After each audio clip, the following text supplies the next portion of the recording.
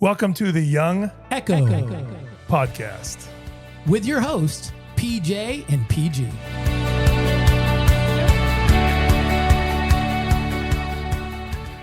Hello, everyone. Welcome to the Young Echo Podcast. We're thankful that you are listening to us. Yes, it's awesome to be back. Yeah. On the second episode. Let me reintroduce ourselves just in case you forgot, but I'm Pastor Jonathan, or AKA PJ, so I just go by PJ, and also Pastor Jeff, spelled as we joke the dumb way. The dumb way. PG, we can go by that. Pastor Jeff. Yes. All right. Well, hey, I know it's been a little while. We're planning to put these out once a month. Yep.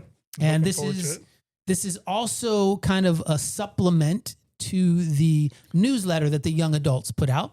And this is basically the youth. The youth and young adult podcast newsletter newsletter information thing. slash But I don't fun have stuff. a newsletter that I send out regularly. So this is the newsletter. This is my newsletter. This is a combo of us two. Yeah. But yeah, so awesome. How you been doing, Jeff? Good, man. I just came back from vacation. Spent some time nice. in a cabin. We did all afternoon, one afternoon, probably about 5 hours. We put together some Legos. I had a blast. It was fun. So pastors get vacations? Once a year. Once a year. No, just kidding. Didn't you have someone ask you that question once?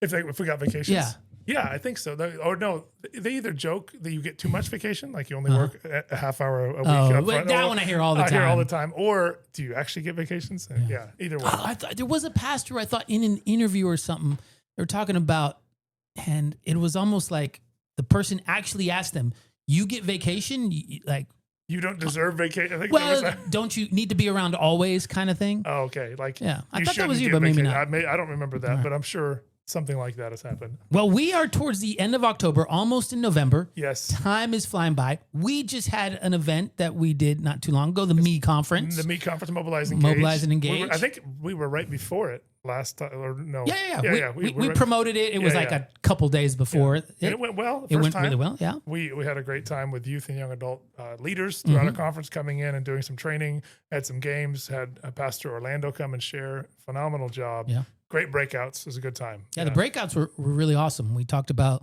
things such as Sabbath School, Youth 101. We had a lot of mental health tracks. Stuff, yeah. We also had a talk on how to talk to young people about sexuality. Mm-hmm. That was pretty amazing. And so, yeah, it was a good event. By the way, if you are a youth and young adult leader, we do that every year. And so it's in September. Yeah, it's in September. Yeah. So mark your calendars to put some time off then. But we think that hanging out with youth and young adult leaders is the coolest thing. It's awesome. It brings energy to our ministry too. And by the way, speaking of as we come into the time of the year that it is, it's finally getting colder here in Tennessee. I don't know where I live in Tennessee, work in Georgia, work throughout Georgia and Tennessee. But finally I can wear a hoodie. That's my favorite time of year. Right. I love wearing hoodies too, but I've known PG for a long time. This guy has a terrible internal temperature. Like his internal thermometer is terrible. Like right now in 72-degree weather with a hoodie on, I'm warm. Well, yeah. I mean, 72's. But outside is cooler, so I wear it. Yeah. But it doesn't feel 72 in here right now. I will suffer to wear the hoodie. You will suffer. Oh, thank you. So anytime we travel together or we've hung out together, this guy likes it like so cold inside the house. 64. Oh, are you serious? Sleeping temperature in the winter, 64 is amazing. What do you keep your house at during the normal time? During the summer? No. Right now, during the winter, what do you keep your house at? During the winter, I allow it to get down to 64 at night. You allow it to get down? So you don't have the heat turn on until 64. Okay. In the summer, though, we don't cool it that much because it'd be way too expensive. But we cool the house in the summer down to like 72. So it is 72 at night. And then So but what do you do during the day? Like what's the highest you will have it during the day in the winter and in the 74, summer? I'm sweating. 75, I'm sweating inside. So in the summer, I'm in the house. I'm like, it's too hot in here. It is too. That's 75. We set ours, and this is compromising between me and my 78. That's like torture. We've gotten it down to 77 a couple times this summer when we're working. Night? Yeah, the whole time. We just have the fan really high. My wife is on your side when it comes to the summertime. The wintertime, she's on your side too. See, here's the thing. I was born and raised in Florida. Yeah. To me, being home, if I want to be comfortable at home, it's a t-shirt and shorts. So she's like, she's like, oh, it's so hot in here. Let's turn out. I love the cold weather. And then she'll be in a hoodie and long pants and socks. And then she'll wrap her legs in a blanket. And I'm like, why are we turning it so cold? See, I grew up in Michigan, so I'm used to wearing, jacket or something inside. I remember being at the dorm at Southern. We kept our temperature at 55. It wouldn't really get to 55, but we kept it there. It would just put on. It would be summer. We come put on a jacket inside because I love it when it's freezing. So, but no, but between the three of us now, you're the odd one out. Just pointing that out. Yeah, if my wife is there, but there's some other one of us guys when we. Yeah. Oh, there's some other guys when we go to the youth council that are like Arizona or south in Florida somewhere that are freezing at 80. Yeah, I'm not quite there. I was there when I moved back from Thailand, though. When I moved back from Thailand, I lived there for 3 years. When I came back, 82 degrees. I jogged outside. My mother-in-law was like, "It's so hot outside. You're gonna go run?" I was like, "Yeah." I came back and I told my wife, the outside is air conditioned. Oh man. So it's crazy how, different people. Yeah, different people. Yeah. Hey, I wanted to have some fun. We were already having a little bit of fun here, but I want to have fun because I saw this interesting story come up. I have not seen, by the way. No, you have not seen. I'm just showing you. It's a cool little story, and I want to know what you think. But here's the title: A zoo in Denmark asks patrons to donate their pets, not as attractions, but as food. What do you think of that? First of all, you have to. But I'm going to get probably some hate for this. Oh, I love it. I'll put it as nicely as I can. Like pets are pets, and they are pets. They're very valuable. They're not part of the family. Oh, you don't think they're part of the family? No, I don't have. First of all, I don't have any pets, so you guys get. That's why. But there's a difference. I will never. And if you're in this situation and you have, like, I see these advertisements for pet insurance, like make sure you're, I'm like, nope. Like if the cat has cancer, it's going down. Like that's where I have a less empathy maybe or sympathy for the animals. So, and maybe I should have more, but I'm like, if you're wanting to get rid of an animal and you want, like, this an optional, right? They're not forced to give it. No. It was the zoo asking for donations. Little chinchilla for the snakes or something. Yeah. It's like that's fine. It's sad that we deal with death in this world of sin. Right. So that's obviously not the ideal, but it is part of the reality of it now. Well, the lions aren't going to eat the lettuce. Yeah, that's true. So don't donate that. But yeah, it's interesting you said that. You've never had a pet, though. I think when you have a pet. have, as a kid, I did. And I love dogs. I love it, but I've never grown attached to one. Like, you know what I'm saying? Like, we had some and we call it. You have attachment disorder. Interesting. Yes. Pet detachment disorder. PDD. We had one that called it Sunshine. We found this. It was all yellow cat, amazing cat. Grew attached to it, but then we had to put it down because it got really sick. And I'm like, well, don't get attached to animals. Check. Yeah. Oh, interesting. Oh, you're one of those. Okay. Yeah. Well, I want to expand this story a little bit. All right. It was in a post in Facebook. They said they wanted you to donate unwanted pets that would be gently euthanized. I don't know what that means. Gently killed. Okay. And then fed to predators in captivity. Now, they did say chickens, rabbits, and guinea pigs form a part of the diet. So the dogs and cats are not accepted. Part of okay. Yeah. So but it was interesting. They talked about the fight on Facebook, of course. Yeah. No matter what you put on Facebook, it's going to be a fight. I mean, you know that there's people that just drop them off by the side of the road. They get hit by a car. I'm like, that's better than that. Like, yeah, you're at least another. The zoo is being helpful with, and there is people that genuinely need to get out of having, like, there's people that have too many pets, or there's people that can't keep their pets fed or whatever. Like, there are situations they need to get rid of. This is better than, like I said, better than the alternative. Yeah. I mean, I think it's in the animals that they said, they also do accept horses, so that's part of their program as well. What do they feed the? I mean, is it like? What do they feed the horses to? I don't know. Anaconda they have? It says donatable animals are limited to chickens, rabbits, guinea pigs, and horses, it says. Wow. I think it's just... Well, horses are glue, so that's like maybe better use for like... I don't know. Yeah, whatever. Anyways, it's kind of interesting, and it was just talking about the fight between... But just the headline itself was interesting. And in America, we have I think sometimes have a higher value of pets. Yes. Then when I've traveled and things, I'd see, especially dogs and cats, like they're more nutty. They're wild. I mean, they're not, because they come up to them and they sometimes feed them, but like they're pretty much wild. Yeah. They're wild, domesticated, Yes. wild Creatures. city animals. Wild city animals. Yeah, exactly. Yeah. So anyways, I found it to be funny. I'm curious as to what our listeners think, what our youth and young adults think about this story. I know some of them are probably like, "How dare they?" Yeah. Because it says some were horrified. Oh, here's because they did say like Denmark is a little interesting in the way the zoos run it. Because I think once they said in 2015, one of their zoos made international headlines for decision to kill and publicly dissect a 9-month-old female lion in front of school children. Amazing. Love it. You think it's amazing? I love it. I think the more wow. When I was in science class, like we dissected like a small shark or something in 9th grade. Like high school, I wouldn't put like a first grader in there and be like, check this out. Like I don't know what grade that was. No, they said high school. It said it didn't say yet. Okay, it didn't say. I'm assuming high school, maybe, but like the more you learn, that's how I learned. Like being there, we took the eyeball. You learn by things dying in front of you. Yes. Interesting. No, we took the eyeball out of the shark and had it bounced. It was amazing. That's gross, bro. Oh my amazing. Stars! You're learning so much about me. No, all right. But you learn. But I'm hands-on learner. So the more they'll learn about everything and maybe you'll have some people excited about the career and that's funny that you were a hands-on learner. You were excited about the shark, and now you're a pastor. Wait a second. What do you do? Okay, that's just a little weird. You didn't end up. All right. And the year before, in the capital of Copenhagen, animal rights activists were horrified to learn that a healthy 2-year-old giraffe known as Marius, it even had a name, had been euthanized and its remains fed to the zoo's lions. Lions are hungry. I'm just saying. The zoo said they put down Marius had been necessary to avoid inbreeding among its giraffes populations. It's like, and that would happen also in the wild. The lions would euthanize the giraffes. Yeah, the lions would naturally euthanize it. So there is a little bit of that. More painfully than what the zoo did. I don't know.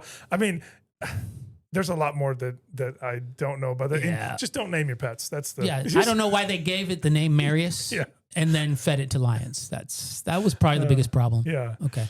So, hey, Jeff would say, this is awesome and don't name your pets. Don't name your pets. I would say keep your pets. Pets are awesome. Love them. I love them. Well, but when whatever. You're ready, I don't know if you love them. Just you keep them.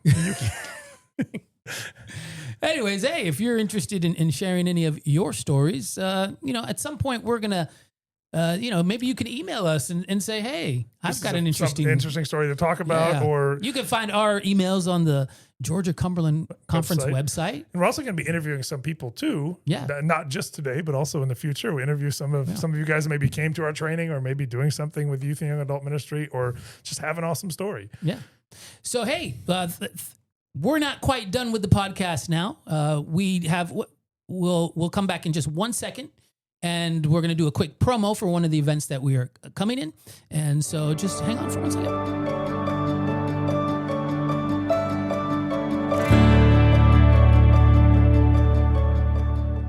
All right, real quick, what's coming up? I'm excited about our Young Adult Life Retreat. It's for 18 and up. It's anybody in college or post-college, post-collegiate. You want to come to this? It's at the camp. Nice. Colorado Springs Youth Camp on the campsite, and it's Walk His Way. We were talking about leadership and about how Christ led and about how we can emulate that and follow him as we lead others. When is it, and where can we find out more info? November 21 to 23. Okay. You can either subscribe to our email, or I'll put a link in wherever this is with podcasts. Hopefully that will work. And also on our website, you can go to the calendar and find that November 21 and 23. Pastor Albert Handel from the West Coast. He used to be pastor here in Georgia Cumberland. Good guy, awesome great speaker. Went to Southern with him.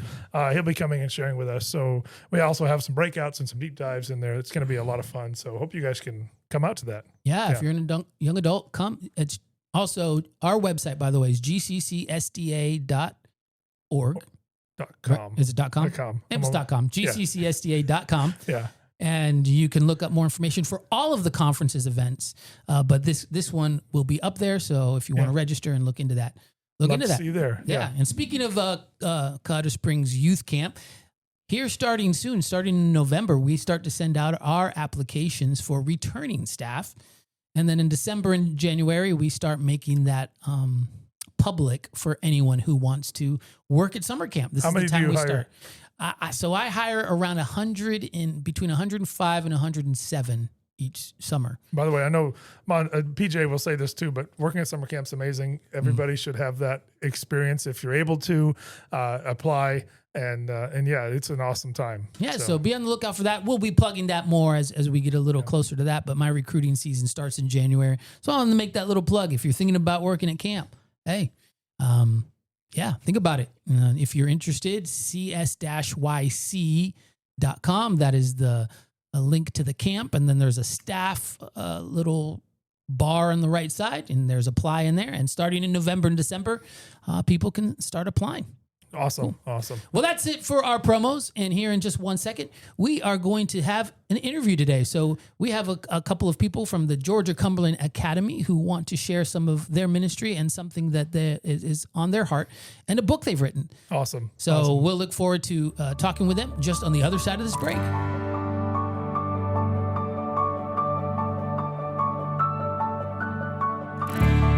All right, we're back. And now we have in front of us the two people that we said we were going to have. And so I'm going to let them introduce themselves. Like I said, they both work at Georgia Cumberland Academy. And yeah, introduce yourselves. I'm Mark Torsney, and I'm music director. Kaylee Kelch, and I help out with the Magnify Worship program and also handle marketing for the school. Oh, nice. Marketing as well. Okay, cool. So hey, 2 full-time jobs. I mean, yeah, really. So, and helping out with the studio. Yeah.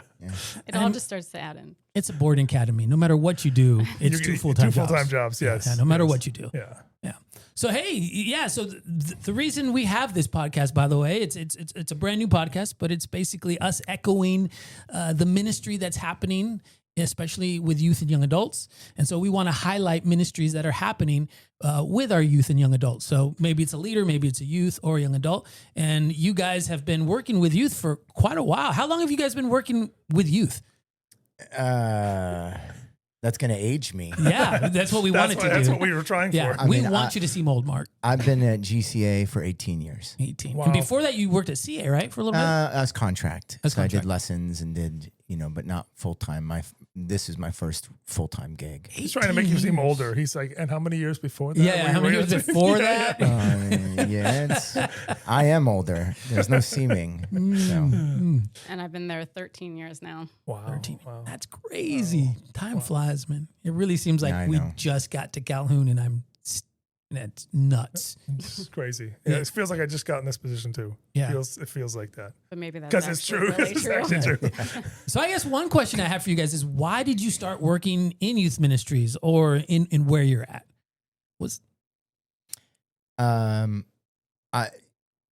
I think that the Lord just saved me from where I was and called me into something. I was kind of lost for a number of years. I actually graduated college prior a few years to working in the church. So longer than 18 years ago. Yes. Okay. Yeah, all right. yeah, I yeah. just want to make sure I get the timeline right. Just to clarify. And there was some dark years for me from growing up. And I think I hit a point where it was like, you can have me, Lord, or you can let me go, but I can't fight the fight in the middle anymore. Be on the fence. Yeah, it was really a tough gig. And then, the GCA thing happened. And I think it was that like final submission of like, listen, if you want to use me, I'm in. And then GCA happened. And then since then I've been pretty much in for whatever, whatever God wants, I'm in. I don't really care what it is. So Nice. That's awesome. That's awesome. Yeah, and once I'd had kids, I was like involved in children's ministries, but then I think Caitlin was probably like 5, and I had the opportunity to work with the Chesapeake Conference with their youth division, just as a volunteer position, but leading music for their different prayer conferences or other events. And there was a group of us as young adults who were doing that. And I mean, just fell in love with the atmosphere. And I like teenagers. I really do. I know some people think that's crazy, but then we moved down here. Slightly. And yeah, okay, but we all kind Well, of we all do. So, like, Yeah. I feel like this is good company. Yeah. And yeah, just started working then at GCA volunteering and then got a job, and it's That's been awesome. since then. So I have one quick question for you. What would you, and I'm sure you guys get to in your context, but maybe now this is, hopefully other people through the conference are listening to this. What would you say to somebody who is maybe either like a 16, 17, 18-year-old that's contemplating, you went volunteering first, like that's a big jump, or you went like, hey, God, I'm all in, I'm going to apply for this. What would you say to somebody who maybe is contemplating either working for a school or working with young people, or what advice would you give them? And I know you guys get to in your current roles, but what would you say? I mean, I would say that it is one of the most rewarding things that you can do, because to me, being able to speak into somebody else's life and be part of the process of like molding a young person, I don't think it gets any better than that, to be honest. And knowing that like they're going through so much and there's so many changes that happen within the teen years, and being able to just establish like the love of God in their life and help them to see that through like how you live and to digest that, it's setting them up for a better future if they can really understand that and take that in and know that like, because they're God's and they are loved, that they can do anything because they have him there. I just think that that's the best thing you can do. Awesome. So true. So true. So for those of you listening who they work at GCA, that's Georgia Cumberland Academy. That's the boarding academy for the Georgia Cumberland Conference, just in case you didn't know. But if you're listening to this, you probably know. But they are heavily involved in something called Magnify Worship. And I know I've been able to have both my kids at least do one or more years in there, and they both enjoyed it. And also seeing the benefits of them performing at some of our events or going to the church there and seeing that. It's a great ministry. But why don't you tell me a little bit about Magnify Worship? What is it? Why do you do it? Why do you think it's important? So Magnify Worship really is just a way to help the next generation of leaders find a way to do it and find confidence in doing it. When I first got to GCA, kids were leading worship, but they didn't really know what they were doing. They had the desire, but they didn't have the education. And after a while, it just came to a point where I thought, if I can help them be successful and help them find confidence in themselves, then maybe we can kind of reverse the 80% that leave after 10 years, that kind of idea, and hopefully equip them with the tools to go anywhere and be an active part of their church, meet Christ, and either stay in the church or come back. Like I came back, and I came back because when I was young, I had a really good church community, and so I had that foundation. And so, really, people think it's the music. The music is just a vehicle. It's really about helping them grow closer to Christ, helping them feel equipped to go out and be active members of the church community. And you get to see that too, because you have people, at least I've even seen some come up to Southern and they get involved with worship there, or they go somewhere else and they get involved. It's awesome to see them actually take that and be like, your goal is to get them involved wherever they go. Right. Then to see them do that is awesome. Right. Yeah. Correct. And I think the thing is that helping them to know that they have a place. And they have a place now. Like as teenagers, they can be active in their church community and know that they have skills and talents that they can use for God. And when you give them the keys to be able to do that, and you give them the foundation that they know how to do that, man, it just opens up a whole world for them. And you watch them step into leadership positions or the ability to do things that you didn't even necessarily think like on the, at the outset of it. But it just equips them to be like, I mean, this is my church, and I want to be an active part of this. Like I want to take Jesus to other people. It's awesome. And that's what I love about, Georgia Cumberland Academy, Magnify Worship, and some of the stuff they do there. Obviously, I'm a little partial. Both my kids are part of there. I'm a part of this community as well. But as a youth director of this conference, my mission, my core philosophy is to incorporate our kids now. Right. And that's what I love about Magnify Worship. It's incorporating them, yet still teaching them, yet still having a mentor there. Right. Coming alongside them. It's not just like go. It's coming alongside. It's not just saying go, right, do whatever you want, but it's also not like wait your turn. Yeah. Like your turn is now. Correct. Right. And that's what I love about what you guys do and how you pour into kids. So I also want to talk about set list devotions. You guys, was this both of you? Yep. What was Yeah. So you guys both wrote a devotional book, and it's set list devotions, 30 days of walking with God through scripture and song. So tell me a little bit about this book and what was the inspiration? So we've studied with Magnify with our students for years. We do song studies with them. Like it was a way to help them understand the music that they're singing, right? Because it's really easy to be like, oh, the new Hillsong song, I love it. And then it's like, okay, well, what does it say? Why do you and they're like, I don't know. Yeah. It hits, right? And it's like, well, what is it saying? Does it align with our church? I mean, that was a big thing. Early on when I started doing contemporary music, that was always a big battleground, right? Does it fit with the alignment of the Seventh-day Adventist Church? And so we started studying with our classes and with our students songs, and we started having them study the songs. Biblically, where is it found? What is it, have meaning? Why would the church want to sing it? Why is it, because we want them to be thoughtful of what they're bringing to their congregation. And after 12 or 13 years, we were kind of sitting around thinking, well, what if the world could use this? What if, other than just our students, like we've developed this kind of thing that we've done, and what if we just put it into a book with our own personal kind of testimonies of what songs have meant that to us, and then offer it out to the world to see if maybe, it may be powerful to you or to your youth group or to your musicians or to your small groups. Because songs for me have always, I have to be careful because I'm sitting in a room of pastors. I love the spoken word. I do. Okay. But, right, whatever. But there's songs that speak to me, right? There's moments, and the portions of that book that I wrote, there were moments in my life where it was the song that saved me in moments, right? Made you realize something, or made it carried me something. through a situation, or the lyrics that brought me to the scripture. And so really our goal was, can we put something together and offer it to the world that maybe might help them connect to Christ in a way that's a little bit different than just a daily devotional kind of thing through the music. Put you on the spot real quick. What's a song right now that you're like, this is one of, again, I'm not asking favorite because I know you can't, but like, what's a song that you're like, man, this song is powerful to me right now, or helping me through like, that's a good question. Well, I mean, you gotta have Holy these, Forever, man. No, just kidding. Holy Forever is pretty high on my list. Holy right Forever, now. is it? What would they just search that? Is there an artist somebody can search and listen to it? Yeah. Holy Forever, It's a pretty popular worship song right now. I'll have to look it up. Chris Tomlin. Okay. Yeah. There's a couple of other artists that cover it too, but it's sweet. So you had a portion in this too. Yeah. Yeah. All right. Any inspiration that you want to talk about?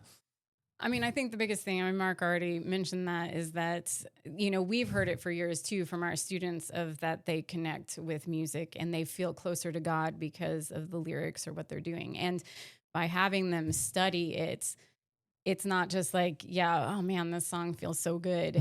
It's the connection, and then they're thinking about scripture because, the songs, when it leads you back to the word, I mean, that just is combining everything, right? And so I think that's the whole goal of this, is that too, like our mindset, there's such a connection between music and how we think and how we relate to God. Like music has a very powerful effect on our minds. And so using that for good and tapping into the fact that we connect very emotionally through music, and then grounding that in the word of Christ, how much more of a powerful way to help us to stay, within the foundation of what we need to know to get through life, and especially, with our youth, but through combining music and how that message relates to us, and how we can connect that to scripture and to remembering what God really does say to us day after day. It's awesome. Yeah. It's awesome. Not just one thing. It's like a holistic approach. It's when you're talking through it, it's like, it's not just, okay, listen to this. What is this? But it's, where does it lead you to scripture? How does it lead you closer to God? I love it. Yeah. Well, that's why there's questions in there, and there's some prayer prompts and stuff, because it's like, again, we're sharing our own personal journey with a song, and yet, then the idea is that as a reader, like listen to that song. Like, what does it say to you? Like, how does God speak through that music in that moment to help you in your journey? So, so it says it has 30 days worth. So is this like 30 songs you kind of go through? Yeah. All right. And so there's like a little devotional thought about the song. Mm-hmm. And then we have a reflection where you ask questions, ask them to reflect on the songs. And you should be, it guides you to teacher listen side to of the us song. still. Oh, Yeah. this is cool. The one I opened it up to has my favorite verse. Zechariah 3:17. Awesome. Oh, look at that. That's wild. Okay, I might have to read that one for sure. and then there's a prayer prompt. It could be done as a group. I'm assuming it's not just. It could be individual. Yes. It could be done as a group. Yeah. So awesome. So what I love the fact that we are being intentional and not just with kids, with ourselves too. I feel like as I've gotten older, lyrics have meant more to me, and the music helps get those words to my ears sometimes. So I love the fact that we're being intentional and also, making sure that some of these kids are just all about the instant emotion. Right. And, it's also a developmental age where emotion is high, but getting them to think through that as well is awesome. So where could someone find this book if they wanted it? It's on Amazon. Awesome. Okay. You can if you search up Set List Devotions, it's on Amazon. Also, and- I just decided right now we're going to purchase some and give them away at the Young Adult Life Ah, Retreat. So plug for the Young look Adult at Life that. Retreat, but we're going to Cool. give some away there. So- Thanks. Wow. we can get Amazon. You can buy up to 30 for they're $9.99, something like that. But we can do bulk if we order it. So if if anyone wants to buy bulk, Like they for can a reach church out. group Yeah. or a small group, they can just contact So you us. should probably I'll talk to you you after. talk to him about bulk. Sounds Yeah. good. Yeah. So that's awesome. Yeah. So thank you so much for what you guys do for the youth of our conference, specifically because you guys work at a high school. We do have the thing where we want to ask you just a random question from our tabletop questions. So I have no idea what the question is. So Okay, I you like ready it. to be put on the spot? Bring it on. So we just like to get a little bit to know about you. Do you both want the same question or Let's give them a different one. different Let's give 'em question? Here, I'll do one. you do one? So I'll go catty corner. So I'm going to go with Mark. This could be interesting since you were, lost for a while. Wow. Oh, no. That's a setup. I mean, no. What's the strangest thing you have ever eaten? So I had, alligator doesn't seem very strange anymore. I would still think it's pretty strange, but I'm Adventist, so whatever. I, Did you kill it and then? No, eat it? no. It's like- But I was down in Florida at a restaurant that served alligator, like fried alligator, like chicken, and I was like, Did it taste like chicken? fishy chicken. Was Okay. it chewy? Fishy chicken. Was it? I don't. I It was, remember it's a it was long like time 25 years ago. Okay. So in alligator, the that's- lost years. I'm glad I you don't put really it know. over the 18-year Over the- mark, because Yeah. if you would have said, it was 16 years ago, we would have had some No, people no, calling no, in no, and no, saying, no. excuse me. Look at It the was thing. early. It was in my early 20s. I probably had just graduated from Southern Gotcha. and then was gone for a little while, and I don't really remember. I just remember the basket, and they were like little chicken finger kind of things. And To me, that's pretty strange. Do you think there's something stranger than alligator? So Oh, when I Asian was growing countries. up, my mother had always told me this story about she had gone on one cruise in her life and they had frog legs. And so she, growing up, she was always like, I ate some frog legs. That wasn't really how she sounded. Right. But so I always thought that was super weird because Yeah. it's a frog. Yeah. Anyway, so alligator. Yeah. Okay. That's I good. think the crickets on the Crickets out, and yeah, stuff, or like, that's a chocolate really covered nice- crickets. No, I've no. seen those. I've seen those. I just Yeah. saw crickets and larvae Oh. Where? available for sale to eat in a little town in Georgia over break. We were camping and we went into the That's little store and they had interesting. a box of like sour cream and onion crickets. I mean, Sour crickets cream and technically onion. Are are clean. are clean. Yeah. I did not. I Did was not like, try it? no, Yeah. no, We're no. gonna go back to the John. Well, think if Yes. you would have, you would have had a good story for today if you would have tried that. Yeah. All right, Kaylee, which American landmark would you like to see? And I'm going to add to it that you haven't already seen. Like maybe you've traveled and seen. So what American landmark would you like to I see think the you've most? traveled a lot, haven't Yeah. you? I've traveled a Is there lot. one that you haven't seen? You're like, I'd like to go there. Man, I still have not made it out to the Pacific Northwest to like Rainier and Oh, stuff. that's awesome. So like Olympic, I would love to go out there, and I've not been out to What- that. Like I've traveled. I've been to all 50 states actually. Awesome. Awesome. So I've been in that region, but I haven't ever been to like those national parks. So I know when you say landmark, but yeah, I'm more of a national park I'm with girl. you. Like, I would rather go to national parks over Disney anytime. Isn't that a landmark? Landmark? I mean, yeah, okay, it is. But well, technically then good. yeah, I would say it is. Free But and I'm with you with national parks. What's your favorite national park you've been to since we brought that up? If you had to go back, if you're going back this summer, which one would it be? I love Glacier. Glacier's amazing. It is incredible views. And then Acadia, I feel like is kind of one of those lesser, well, I mean, there's a lot of people that go there, but you It's feel like, not like it's on the East yeah. Coast, but it is beautiful. beautiful. The coastline up there and the weather in the summer, fresh blueberries. It's cooler, if you right? make It's cooler sure. in the summer. We talked about It that earlier. is. Yes, that's why I love And then it. if you time it right and you're there in July, you can pick all the wild blueberries as you're just hiking in the woods, and it is perfect. That's awesome. All right, to do a callback, one last question for you. What is your house set to in the winter? At night, like what temperature? No, do you not at put night, it? just Not during the in day. The day. nights, yeah, 64. during the day. Yes, a fist Oh bump right my here. stars, that would be Constant. freezing. Like 68. doesn't change. That's more along my, and even then I'm still. It's 64 Even in the summer? all year. Summer 66 in the summer.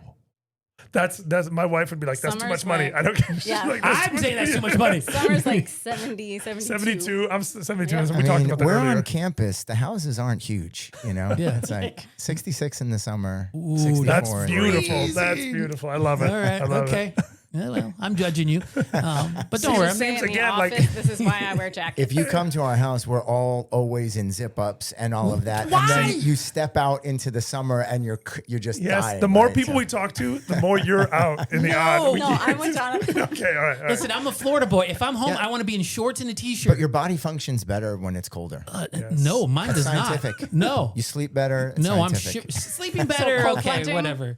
Cold, yeah, I don't do that because would do I cold. am I would do- adverse to cold. Like Oh. I like cold weather. I don't like Being cold cold plunging. plunging. Like Mm-hmm. so I would don't do that though. I would do cold play. It'd be I'm fun. still trying to decide. My husband and I are going to Finland over spring break, and I'm like, You've got to do it. You've got to do it. Do it. Do it. I went in I Crater. can't- quick do jump in the that. sauna. Coldest water I've ever been in Crater Lake in the summer. It's all snow melt. The whole lake Yes. is snow melt. It was. I don't know what temperature it was, but I jumped in and instantly was covered with goosebumps. Instant, like couldn't believe how fast it was. But I was in there like 10 minutes. Got out. Oh my gosh. 10 minutes. Oh yeah, crazy. you got Were used you to it. hypothermic yet? No, you got numb. No, I would have instantly jumped out and started running around. I jumped into a river in Tetons in the summer, and that's still that's pretty cold. That's like, snow melt too. Oh, Yeah, yeah. It was cold. My family was proud of me because I was the first one under, because they usually tease me that I'm Being the like last one, and you probably didn't get sick. I heard stories about that, like I don't know about hunters that. in Michigan that would, if they went and they got in when it's really cold, they wouldn't get sick, and the others that didn't would get sick. So man, it's Who good for you. knows? Those are all It's good for you. stories. It's- My mom used to say she never got sick, and I've seen her sick. So that's all stories. lies. Yeah, they're all lies. lies just to justify their behavior. All right. Well, hey, thanks for listening to the Young Echo podcast. I want to thank Mark and Kaylee for coming on and sharing a little bit about their ministry. Hey, check out their book, Set List Devotionals. You can find that on Amazon. And yeah, so if you want to reach out to us, remember, you can email us and look at our website for all the events that may be coming. and you get to hear us in a month. Yeah, maybe less. Who Or knows? maybe less. Yeah. All right. Bye-bye, everybody.